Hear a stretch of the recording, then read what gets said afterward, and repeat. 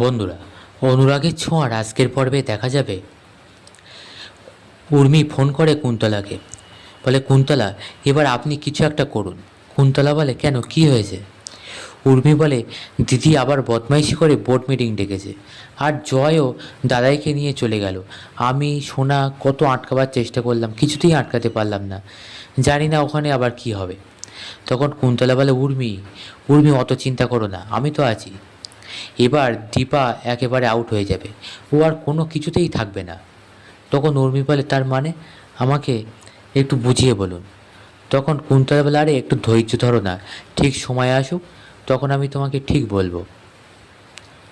এরপরে দেখা যায় বোর্ড মিটিংয়ে চলে আসে সেনগুপ্ত পরিবারের সবাই। এরপরে সূর্য বলে মে আই কাম ইন। এরপরে আস্তে আস্তে সবাই ঘরে ঢোকে।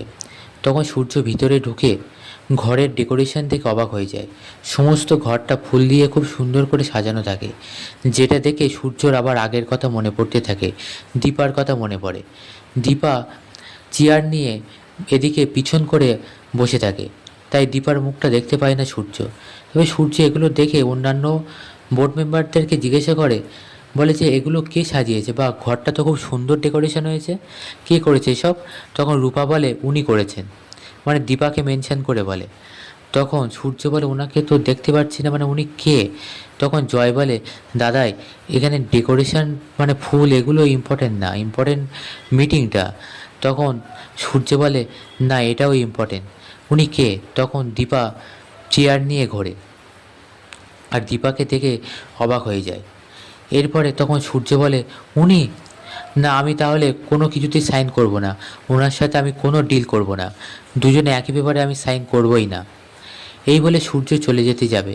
তখন দীপা অন্যান্য মেম্বারদেরকে বলে দেখেছেন তো, আমি এইটারই ভয় করছিলাম, ওনার মানসিক স্থিতি ঠিক নেই, উনি অসুস্থ, তাই আমি এমনিতেই ওনার ওপর ভরসা করে অনেক কোটি কোটি টাকা ইনভেস্ট করে ফেলেছি, আমার ভুল হয়েছে, তাই ওনাকে এইসব প্রজেক্টগুলো দেওয়া ঠিক হবে না। তখন অন্যান্য বোর্ড মেম্বাররাও দীপার কথাই বিশ্বাস করে।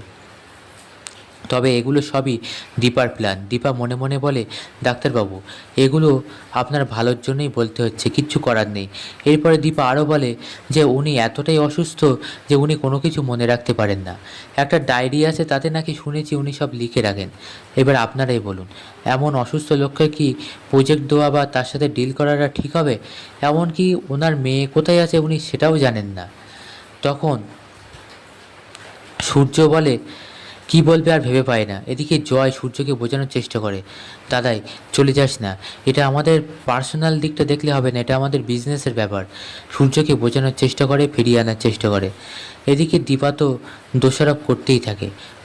আর বোর্ড মেম্বারদের বলে ওনাকে না বিশেষে জিজ্ঞাসা করুন, ওনার মেয়ে কোথায় উনি বলতেই পারবেন না। এরপরে বোর্ড মেম্বাররা বলে আচ্ছা মিস্টার সেনগুপ্ত আপনার মেয়ে কোথায়? তখন সূর্য বলে ও তো আছে, আমার মেয়ে আছে, আমার মেয়ে তো খুব ভালোই আছে, আর এমনকি এই দীপা ম্যামের সামনেই তো কথা হলো, আমার মেয়ে একটা বোর্ডিংয়ে আছে আর ও তো ভালো আছে। তখন দীপা বলে আচ্ছা বলুন তো আপনার মেয়ে কোন বোর্ডিংয়ে আছে, নাম বলুন। তখন সূর্য বলে হ্যাঁ উর্মি জানে। তখন উর্মি এদিকে ফোন করতে থাকে। এগুলো সবই দীপার প্ল্যান, জানে এগুলো করলে উর্মি আর ঠিক থাকতে পারবে না। এরপরে সূর্য তো আর বোর্ডিংয়ের নাম বলতে পারে না। তখন অন্যান্য মেম্বাররা বলে তাহলে দীপা তো তাহলে ঠিকই বলেছে, আপনি তো অসুস্থ। এরপরে দেখা যায় উর্মি বলে এবার সব প্রশ্নের উত্তর লাবণ্য দেবে, মানে উর্মি ফোন করে লাবণ্যকে আনিয়ে নেয়। তবে এটা সবই দীপার প্ল্যান। এরপর লাবণ্য ফিরে আসে। এরপর লাবণ্য লাবণ্য ফিরে আসলে বলে ভালো ছেলে। এরপর দৌড়ে চলে আসে দীপার কাছে আর সূর্যর কাছে। দীপাও খুব আদর করতে থাকে লাবণ্যকে। এরপরে সূর্যর কোলে ওঠে। তখন বোর্ড মেম্বাররা বলে মাই চাইল্ড, তুমিই বলো যে তুমি কেমন আছো আর তোমার বাবা কেমন রেখেছে। তখন লাবণ্য বলে না, আমার বাবা খুবই ভালো, আর আমি তাকে ভালোবেসে ভালো ছেলে বলেই ডাকি। তখন অন্যান্য মেম্বাররা বলে দীপা ম্যাম আপনি কি বললেন, মেয়ে তো অন্য কথা বলছে। তখন দীপা বলে সরি আমার ভুল হয়ে গেছে আপনাদের মূল্যবান সময় নষ্ট করার জন্য। এদিকে মনে মনে বলে এটাই তো আমি চেয়েছিলাম যে ওকে ফিরিয়ে আনো। এরপরে সূর্যর কাছেও দীপা বলে সরি মিস্টার সেনগুপ্ত।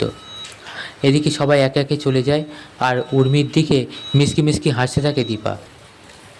তার মানে দীপা এটা বোঝাতে চায় যে আমি চাইলে সবটাই পারি, আমি আবার লাবণ্যকে ফিরিয়ে আনলাম। তখন উর্মি মনে মনে বলে, এবার বুঝতে পেরেছি তোর চালটা কি। তবে যতই ওকে ফিরিয়ে আনি না কেন, ওকে আমি আবার বোটিংয়ে পাঠাবো। ওর সেনগুপ্ত বাড়িতে ওর জায়গা হবে না।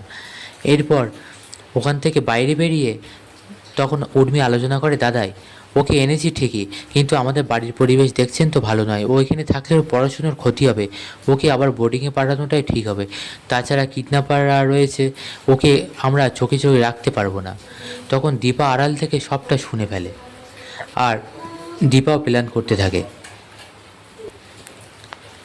এরপর উর্মি বাইরে গিয়ে তখন লাবণ্যকে বোটিংয়ে পাঠানোর ব্যবস্থা করে। এদিকে লাবণ্য বলে, ভালো ছেলে, আমি যাব না, আমি বোটিংয়ে যাব না। তখন সূর্য বলে, দেখ মা, তুই ওখানে গেলে ভালো থাকবি, আমরা তোকে দেখে রাখতে পারবো না। তখন লাবণ্য বারবার যেতে চায় না। এমন সময় দেখা যায় দীপা পুলিশ নিয়ে হাজির হয়ে যায়। আর পুলিশ এসে বলে, আপনি আপনার মেয়েকে বোটিংয়ে পাঠাচ্ছেন কেন? তখন সূর্য বলে, ওর ভালোর জন্যই পাঠাচ্ছি। তখন পুলিশ বলে, কিসের ভালো? আপনার মেয়ে তো যেতে চায় না, আর তাছাড়া আমরা দেখেছি যে ওখানে থাকলে ভালো থাকবে না। তখন এদিকে উর্মিরা বলে, কেন, আপনারা কি করে বুঝলেন ও বোটিংয়ে থাকলে ভালো থাকবে না? তখন পুলিশ বলে, আপনাদের বাড়ির সিসিটিভি ফুটেজ বা বাইরের সমস্ত ফুটেজগুলো আমরা ভালো করে মনিটরিং করেছি, আর দেখেছি যে কিডন্যাপাররা এখনও ধরা পড়েনি, তাই ও ওখানে সেফ নয়, বাড়িতে থাকলেই সেফ থাকবে। তখন সূর্য বলে, হ্যাঁ আপনারা তো ঠিক বলেছেন, আমি তো এটা ভেবে দেখিনি। লাবণ্য এবার থেকে আর বোটিংয়ে থাকবে না, ও বাড়িতেই থাকবে। তখন উর্মির সমস্ত প্ল্যান ভেস্তে যায়। দীপা পুলিশ এনে আবারও লাবণ্যকে বোটিংয়ে যাওয়া থেকে আটকে দেয়। বন্ধুরা, এই ছিল আজকের মতন এপিসোড। পরবর্তী পর্বে ডিটেলস পেতে অবশ্যই আমাদের সঙ্গে থাকুন আর চ্যানেলটিকে সাবস্ক্রাইব করুন।